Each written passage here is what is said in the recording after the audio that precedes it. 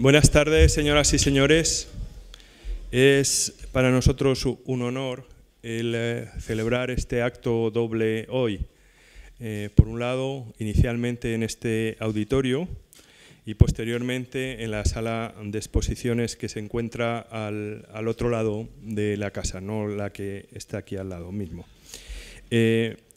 Hoy nos vamos a concentrar en un tema realmente importante que es Jerusalén en la memoria. Y con nosotros se encuentran en orden de intervención el embajador de la República de Turquía en España, el señor Ömer Onhon, el embajador de Palestina en España, el señor Musa Odeh, y el doctor Halit Eren, director general del Centro de Investigación de Historia, Arte y Cultura Islámica, IRCICA, de Estambul.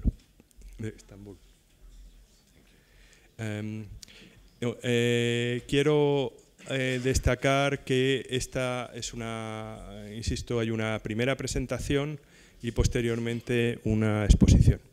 En la exposición de hoy lo que vamos a ver es fundamentalmente fotografías de cómo era Jerusalén hace 100 años. Y esta exposición en Casa Árabe conecta con dos líneas de actuación de esta institución. Por un lado, el rescate de la memoria de Jerusalén, que tiene en Casa Árabe un hito especial en el año 2009, cuando con anticipación a Jerusalén, capital de la cultura árabe, en colaboración con la Embajada de Palestina y haciendo uso de fotografías de conventos de Jerusalén, se diseñó una magnífica exposición de fotografías precisamente sobre Jerusalén hace 100 años. Por tanto, estamos trabajando en la misma línea, estamos intensificando precisamente ese rescate de la memoria. Pero al mismo tiempo, saben ustedes que nosotros hemos estado trabajando en los temas conectados con el centenario del inicio de la Primera Guerra Mundial y los elementos históricos y políticos que nacen de aquellos 4 años, de hecho muchos más, si se piensa en otra onda histórica, pero lo cierto de aquellos años de la Primera Guerra Mundial. Hemos tenido oportunidad la semana pasada de escuchar a la señora Gudrun Herrer referirse a la evolución posterior de territorios bajo el Imperio Otomano hasta el fin de la Primera Guerra Mundial.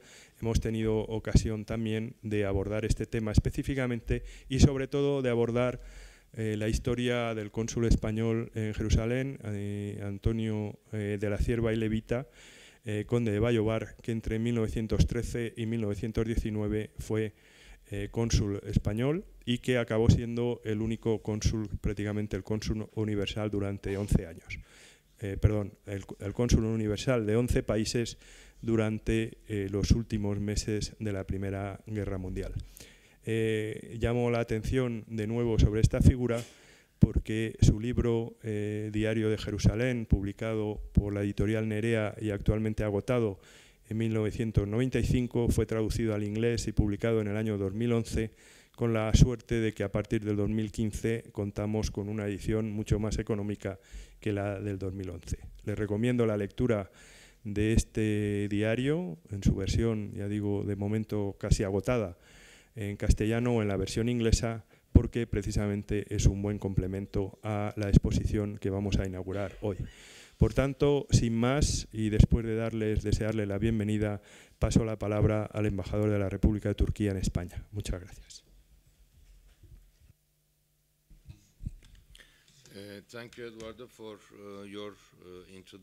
Gracias, Eduardo, por su introducción. Me gustaría dar las gracias a todos los aquí presentes, así como a Casa Árabe, por haber organizado este evento y tener así la oportunidad de dirigirme a todos ustedes aquí hoy. Voy a limitarme a un periodo específico de Jerusalén. Jerusalén tiene la misma historia que toda la humanidad. No creo que nadie pueda afrontar un periodo de tiempo tan amplio en tan poco tiempo. Por lo tanto, Como les decía antes, voy a compartir con ustedes algunas consideraciones relativas al periodo otomano de Jerusalén. Los otomanos dirigieron Jerusalén desde hasta el 1970, unos 400 años, sin ningún tipo de excepción. Bueno, un periodo de 9 años, Mohamed Ali Pasha tomó Jerusalén de manos de los otomanos de 1831 hasta 1840. Aparte de este breve periodo de 9 años, Jerusalén estuvo bajo administración otomana. El sistema administrativo del Imperio Otomano era el siguiente. Los territorios del imperio eran dirigidos por sistemas administrativos y en aquellos tiempos Jerusalén era parte de un sistema general y después teníamos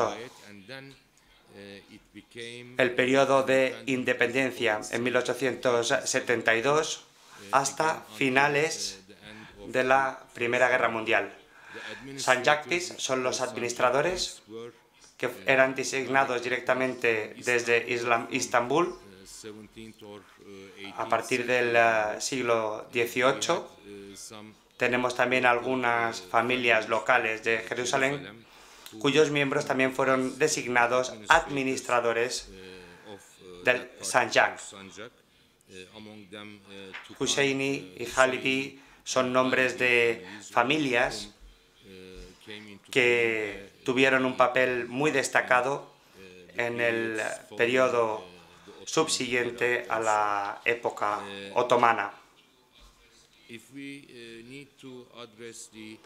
Vamos a analizar qué aportaron los otomanos a Jerusalén y en este sentido creo que cabe destacar las actividades de construcción y también reforma y restauración de la ciudad.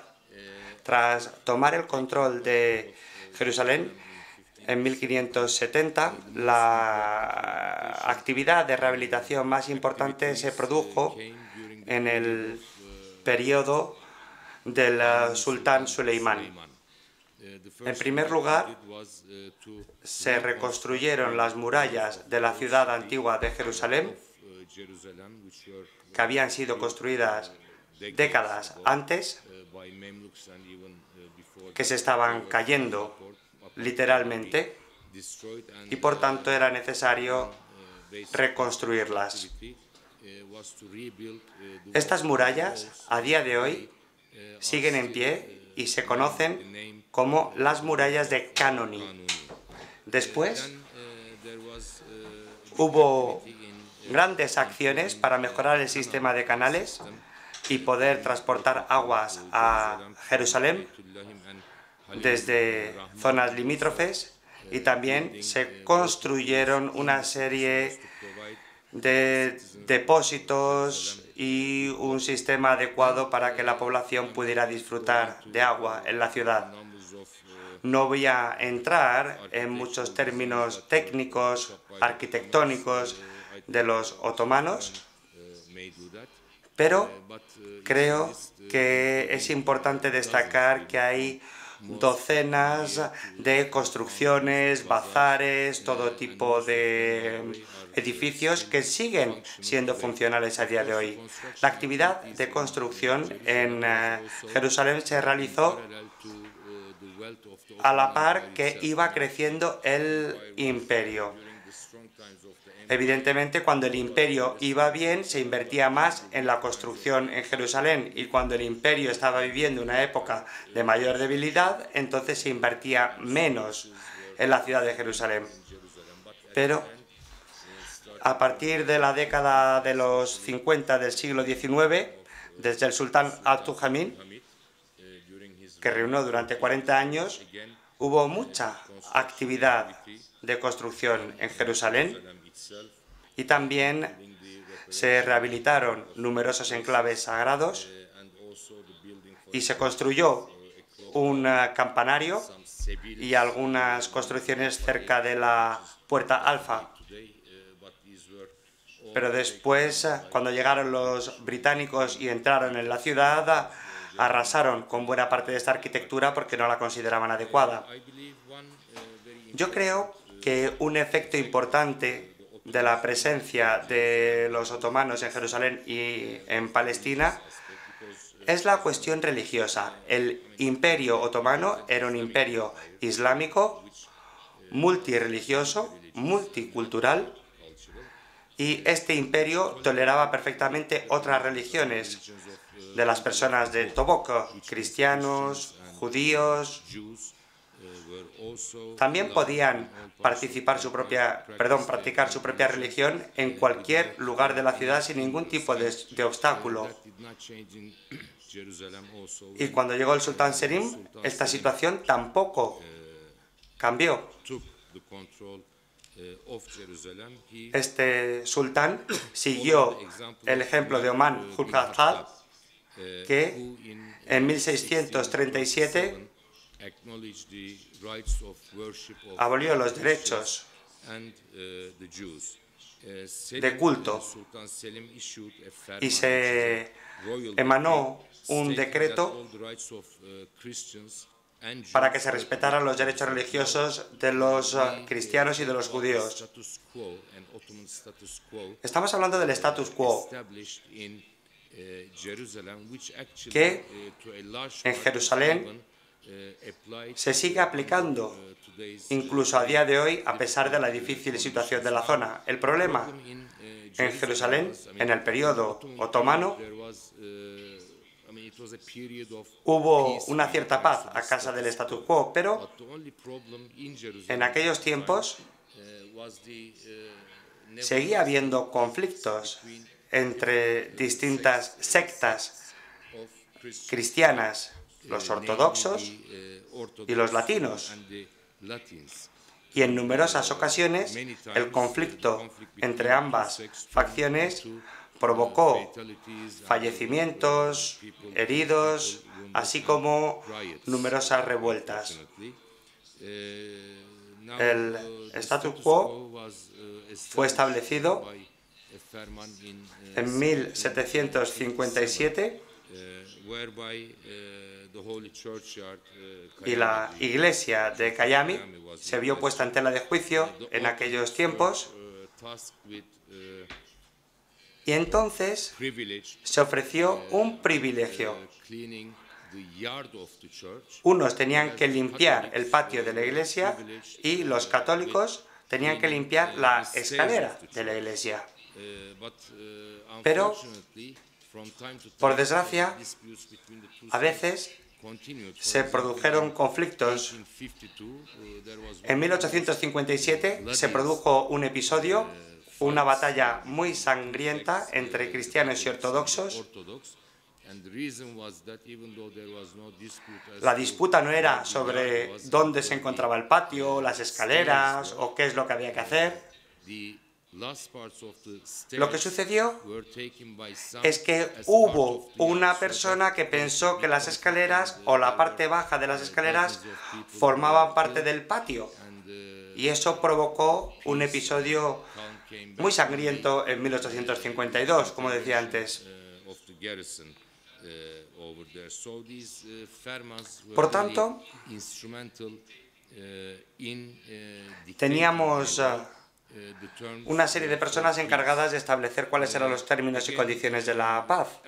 Y en tiempos del Imperio Otomano, al analizar la historia de Jerusalén, no podemos dejar de hacer referencia a la influencia extranjera que se produjo en aquella época. Desde 1831 en adelante, por temas políticos, surgió la necesidad de entablar mejores relaciones con las potencias europeas. Los países europeos tuvieron derecho a abrir consulados en Jerusalén. El consulado de Gran Bretaña fue el primero, después el ruso, el pruso, el austríaco y el español.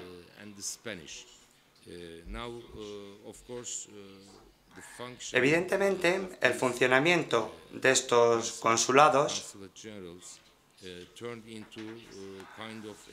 provocaron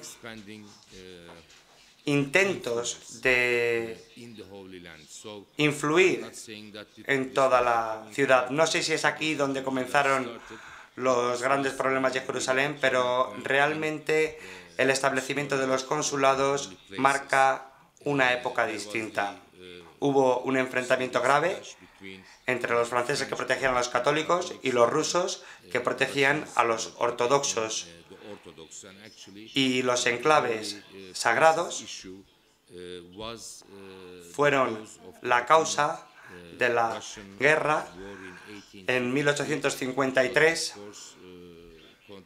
que fue seguida posteriormente por la guerra de Crimea. Esto demuestra hasta qué punto se producían injerencias de otros países en esta zona. Otro factor importante en la historia de Jerusalén, al igual que en el resto de Palestina, era la cuestión democrática. Los otomanos, hasta cierto punto, eran muy cuidadosos a la hora de mantener la demografía de la región, pero especialmente después de 1870, por desgracia, la situación se complicó cada vez más.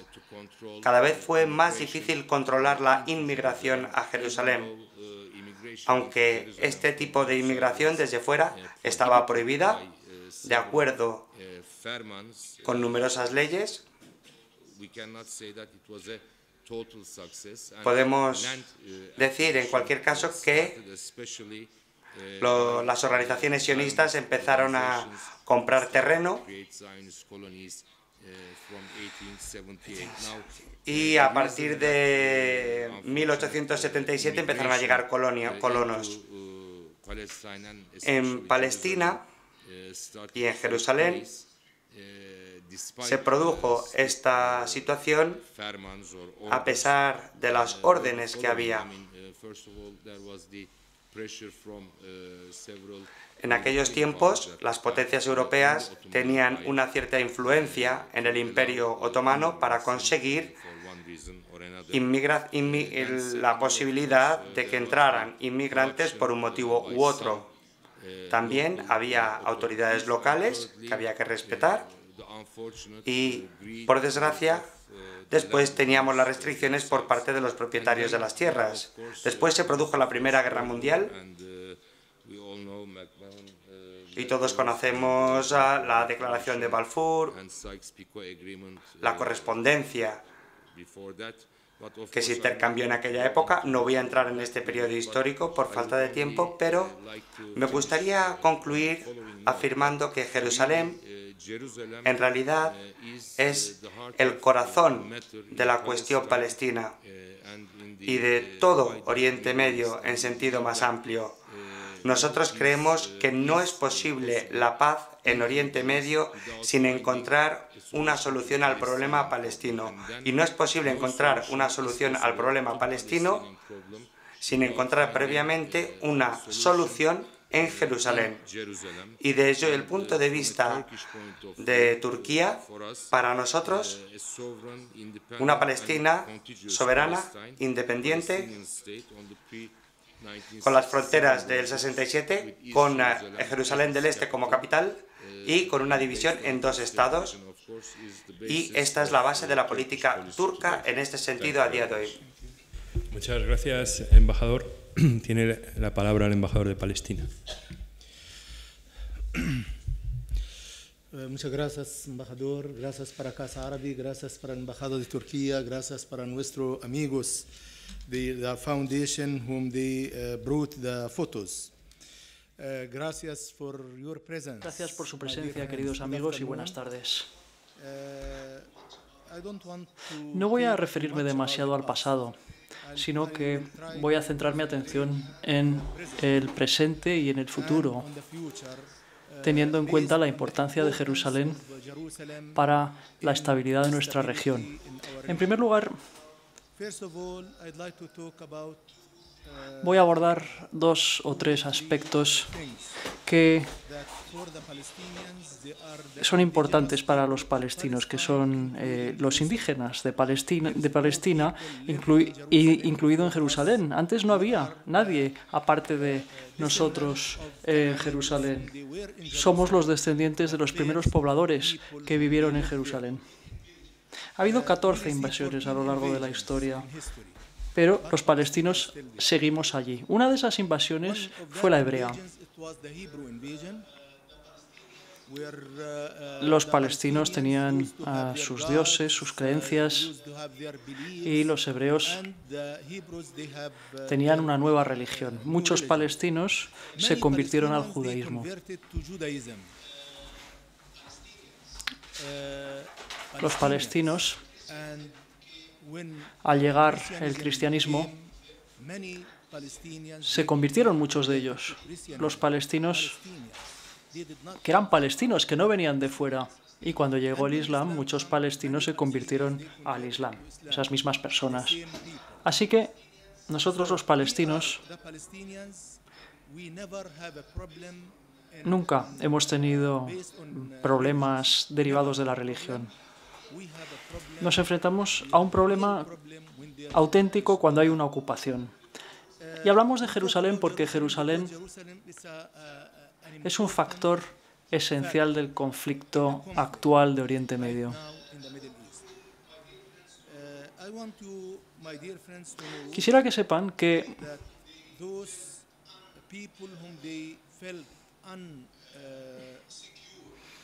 las personas se sienten inseguras, y las personas que se sentían inseguras venían a Jerusalén a encontrar un lugar de paz, y venían de todo el mundo porque Jerusalén es una ciudad santa para las 3 religiones del libro.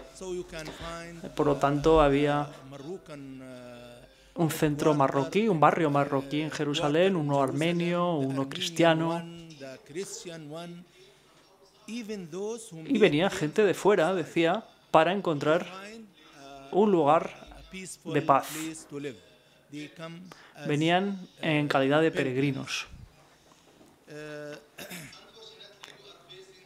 Desgraciadamente nos enfrentamos actualmente a un problema real, porque Israel ha ocupado Jerusalén ilegalmente. Nadie en el mundo reconoció la anexión de Jerusalén y declararon que Jerusalén era su capital, sin que nadie aceptara que Jerusalén es la capital de Israel. Así pues, ya ven que no hay embajadas en Jerusalén. Las embajadas extranjeras en Israel están en Tel Aviv. Y en Jerusalén lo que hay son consulados generales, que ya estaban antes de que se creara el Estado de Israel, por cierto. No abrieron esos consulados en el Jerusalén con presencia israelí. Estaban allí antes de que se creara el Estado de Israel.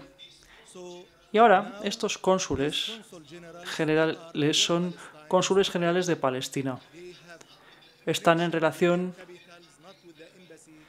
no con la embajada de Tel Aviv, de su país en Tel Aviv, sino con sus países directamente, porque son los encargados de las relaciones con los palestinos. La política israelí, después de la anexión ilegal de Jerusalén, consistió en hacer de Jerusalén una ciudad judía, cosa imposible, salvo si se hace cometiendo un genocidio, un crimen, porque allí hay personas y no se puede eliminar a ese pueblo del mapa. Allí está, tienen ahí sus raíces, su documentación, sus llaves, incluso de Jerusalén Oeste. Hay familias antiguas que se remontan hace siglos y tienen las llaves de su casa con la esperanza de que algún día se haga justicia y puedan volver a su casa. Los israelíes The Israelis now they have half of the tienen la mitad de los asentamientos which is illegal asentamientos ilegales de acuerdo con la legislación internacional y las resoluciones de la ONU. Tienen la mitad de los asentamientos en la zona de Jerusalén. La han hecho cada vez más grande porque la han anexionado. Y ahora hay más de 600.000 pobladores en esos asentamientos ilegales. more than half of La mayoría son extremistas.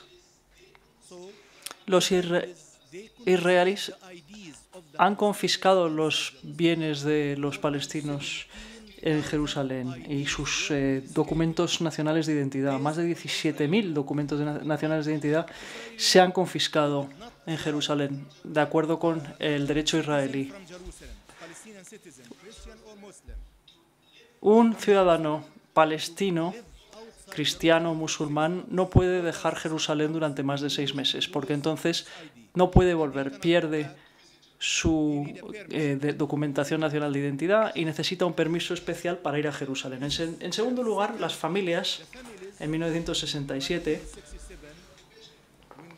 cuando tuvo lugar la ocupación,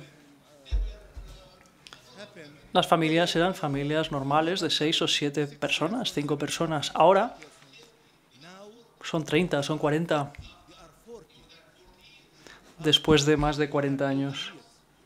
Así que la casa que tenían en Jerusalén era pequeña para esas familias y por lo tanto han pedido que se construyan casas, que la ocupación israelí les dé esas licencias de construcción. Y los israelíes no dan esas licencias, pero apoyan incondicionalmente a los inmigrantes, a personas que vinieron de fuera para vivir en la zona de Jerusalén, porque quieren cambiar la estructura poblacional de Jerusalén para que los palestinos sean una minoría en Jerusalén Este. Para renovar su vivienda, ya saben que las casas antiguas de Jerusalén son pequeñas y hay que renovarlas, pues no les dan permiso para ese tipo de renovación en Jerusalén. Fuera de Jerusalén, si vives fuera, pierdes la documentación. Y en el último mes, los israelíes han promulgado una ley que les permite confiscar cualquier bien inmueble de palestinos que viven fuera de Jerusalén. ¿Y a dónde pueden ir estos bienes? Estos bienes irán a parar a las organizaciones de los asentamientos, que traen a personas que poblarán los asentamientos de fuera. Y eso se les quita ilegalmente a los palestinos. Los israelíes no quieren marcharse de Jerusalén. Destruyen su casa y se les fuerza a pagar lo que se necesita para la demolición. Pagan. Pero no hay derecho. Y no es aceptable. La comunidad internacional no debe aceptar que esta situación siga así indefinidamente. Es muy doloroso el ser de Jerusalén y no poder ir a Jerusalén. Nuestro pueblo de Jerusalén, que no está allí y que quiere participar en la Semana Santa, que fue hace un mes, pues necesitan un permiso del ejército israelí para poder participar y no les es fácil ir. ¿Por qué? Jerusalén no es una ciudad judía. Jerusalén no es una ciudad cristiana, tampoco es una ciudad musulmana, es una ciudad para todos. Y no puede controlarla una sola religión, basándose en la religión. Es un territorio palestino, es una tierra palestina, y nosotros, como palestinos, garantizamos la libertad religiosa en Jerusalén. Nadie necesitará un visado para ir a Palestina ni a Jerusalén para hacer peregrinaciones cuando Jerusalén sea palestino. Porque es para todos ustedes, es para la humanidad. Desgraciadamente, los israelíes lo quieren para sí solos. Y esto no ocurrirá nunca. Y lo saben. Saben que esto nunca ocurrirá. Hacen lo que pueden para que no sea así, pero nosotros los palestinos jamás lo permitiremos. Nunca cederemos ante los israelíes y seguiremos nuestra lucha y nuestra resistencia para hacer justicia para la causa palestina y para darle libertad al pueblo palestino, el último pueblo ocupado.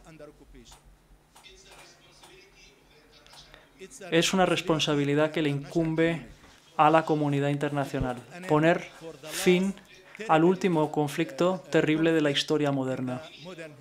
Necesitamos nuestra libertad, nos la merecemos y la deseamos y queremos la ayuda de la comunidad internacional. En vez de más conflictos necesitamos más paz. A nosotros la guerra no nos interesa. Lo que nos interesa es la paz y la justicia. Y la paz y la justicia no podrán prevalecer con la ocupación israelí. Aceptamos a Israel como parte de Oriente Medio, pero siguen sin aceptarnos. Los israelíes, en 1967, cuando ocuparon Jerusalén Este,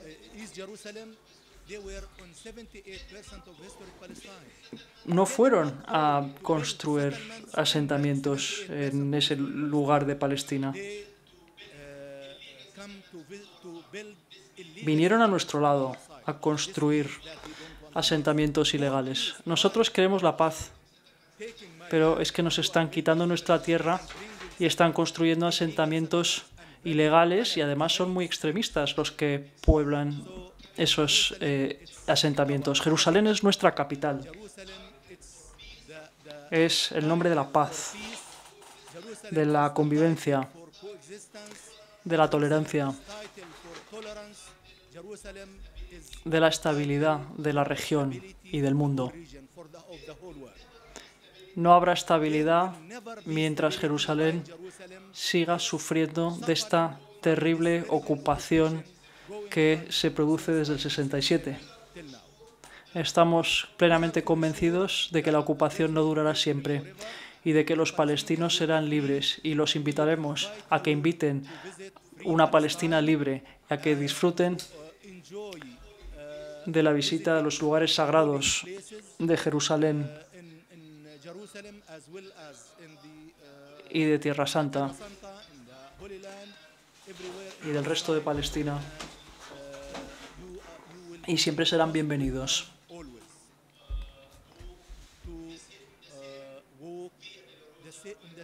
Podrán pasar por la vía dolorosa donde Jesús trabajó en el corazón de Jerusalén. Ahora no se puede, no podemos. Necesito un permiso para ir ahí. Aunque viva allí mi hermano, yo no puedo ir a Jerusalén. Necesito un permiso del ejército israelí para poder ir a mi capital, a Jerusalén. Queridos amigos, muchas gracias por su presencia. Gracias también a Casa Árabe y a nuestros amigos turcos por este acto. Hablar de Jerusalén es algo que nos llega al alma. No es la primera vez que hablamos de Jerusalén en Casa Árabe. Ya lo hicimos en el año 2009, en el 2010, cuando celebramos Jerusalén como capital de la cultura árabe. En ese momento hubo una magnífica exposición y hoy tenemos otra fantástica exposición que cuenta con su presencia. Muchas gracias, y Jerusalén será libre y estará abierto a todos. Será un ejemplo de paz y justicia. Muchas gracias.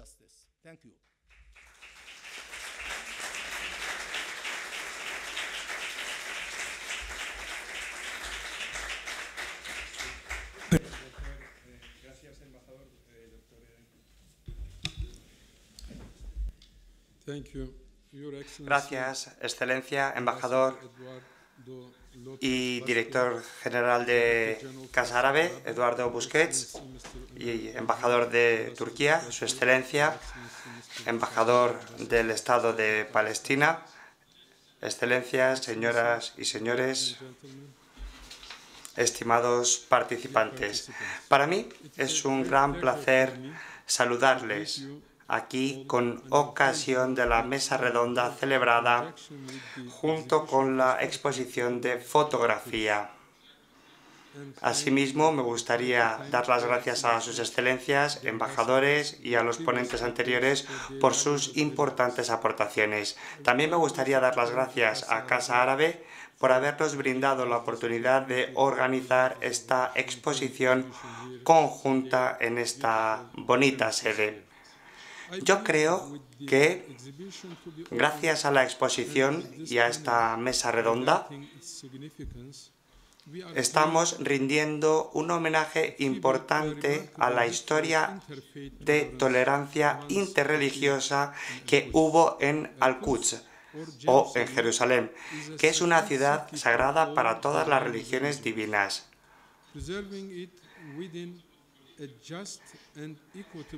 Conservarla en un entorno justo y equitativo, político, social y cultural es un objetivo importante para todo el mundo.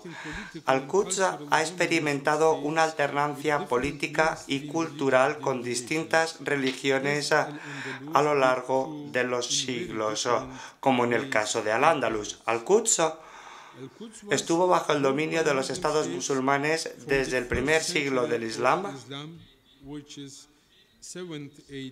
hasta 1917, excepto en el caso de breves intervalos de tiempo. Según la creencia musulmana, el profeta Mahoma ascendió a los cielos desde la roca sagrada, el Qubat al-Sahra. La mezquita Al-Aqsa es el primer qibla musulmán y Al-Quds es la tercera ciudad sagrada después de la Meca y Medina. En el año 637, el califa Omar bin Khattab llegó a la ciudad y allí ubicó el enclave de la mezquita Al-Aqsa. Proclamó algunos decretos, algunos de los cuales permitían una cierta seguridad para los no musulmanes, libertad religiosa, iglesias, monasterios y santuarios. Elaboró una lista de los lugares sagrados, uno por uno. Este decreto se convirtió en un documento jurídico ejemplar de tolerancia religiosa como referencia para futuros dirigentes musulmanes. Durante los 400 años que la ciudad estuvo bajo el Imperio Otomano, la ciudad siguió recibiendo visitas de fieles de todo tipo de religiones. En el año 1452, el patriarca griego ortodoxo Atanasios mostró el decreto original al sultán otomano Mehmed II, firmado por el mismo califa Omar. El patriarca pidió que se reconfirmaran los mismos derechos para la comunidad. De esta forma se reconoció la autoridad del patriarca en la administración de la iglesia, la sepultura o el sepulcro sagrado y otros enclaves religiosos. El documento original se encuentra en los archivos otomanos en Estambul. De la misma manera, el sultán Selim I, que llegó a Jerusalén en 1517, confirmó los mismos derechos y libertades a todas las religiones cristianas. Su decreto se encuentra conservado en los archivos del Patriarcado Armenio de Jerusalén. Los siguientes dirigentes hicieron lo mismo, y así fue sucediendo a lo largo de todo el Imperio Otomano, en el cual se realizaron distintas obras públicas, renovaciones y actividad de construcción. El patrimonio cultural y arquitectónico se ha conservado independientemente del carácter religioso de cada monumento. Los dirigentes otomanos siguieron con las labores de renovación y conservación en la región hasta que perdieron su autoridad sobre la región en el año 1917. Algunos aspectos de estas obras se pueden contemplar en esta exposición. Nuestro Centro para la Investigación de la Historia, el Arte y la Cultura Islámica ha realizado numerosas actividades en relación con el patrimonio cultural de Jerusalén. Esta organización se ocupa de la cooperación islámica y se ocupa también de la investigación sobre la cultura islámica, las artes, las ciencias, estudios arquitectónicos, la conservación y la documentación del patrimonio cultural. Asimismo, promueve la cooperación intergubernamental, realiza programas de investigación, así como estudios sobre el terreno, publicando sus resultados para concienciar a la población de todo el mundo. Aquí cabe destacar algunas publicaciones sobre los waqfs y monumentos de Palestina, así como series, registros de Al-Quds y documentos de investigación que se encuentran en los archivos oficiales del Estado otomano. De esta forma se ha podido mantener todo este patrimonio y recientemente se celebró una conferencia sobre la conservación del patrimonio islámico en Al-Quds con la presencia del viceprimer ministro de la República de Turquía el 28 de noviembre de 2015 en la sede de este centro. Desde 2005, este centro de investigación ha realizado un programa de varias dimensiones titulado Al-Quds Jerusalén 2015 para el estudio y la conservación del patrimonio islámico de la región. En el programa se incorporaron seminarios y algunos trabajos sobre el terreno. Facultades de arquitectura de distintas universidades del mundo colaboraron en dicho programa. Asimismo, tenemos un sistema de documentación y archivo muy importante en toda la zona, incluyendo los álbumes del Palacio Yildiz del reino del sultán Abdulhamid II desde finales del siglo XIX hasta principios del siglo XX. Ahí tenemos un álbum que contiene 468 fotografías de Al-Quds seleccionadas de esta colección y otras. También tenemos otro álbum con una serie de fotografías seleccionadas en nuestro archivo que se publicó seguidamente en 2009 en varias ediciones, en inglés, en árabe y en turco. Después, este mes, se ha publicado otro álbum con una comparativa de fotografías históricas indicando distritos y monumentos comparándolos con los nuevos.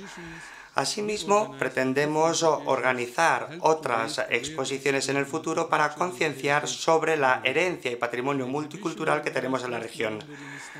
El presidente de Turquía inauguró una exposición recientemente durante la sesión del Comité Permanente de la Organización de la Conferencia Islámica y seguidamente en Ramallah se inauguró otra exhibición el 4 de enero por parte del presidente del Estado de Palestina y el secretario general de la Organización para la Conferencia Islámica.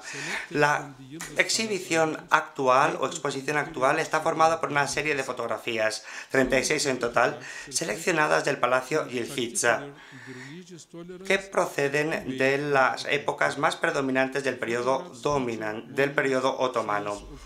Ahí vemos distintos monumentos, escenas de la vida cultural y social de distintas comunidades religiosas. Me gustaría aprovechar esta oportunidad para dar las gracias a Casa Árabe y a su director general, el señor Eduardo López Busquets, por toda la cooperación que nos han brindado.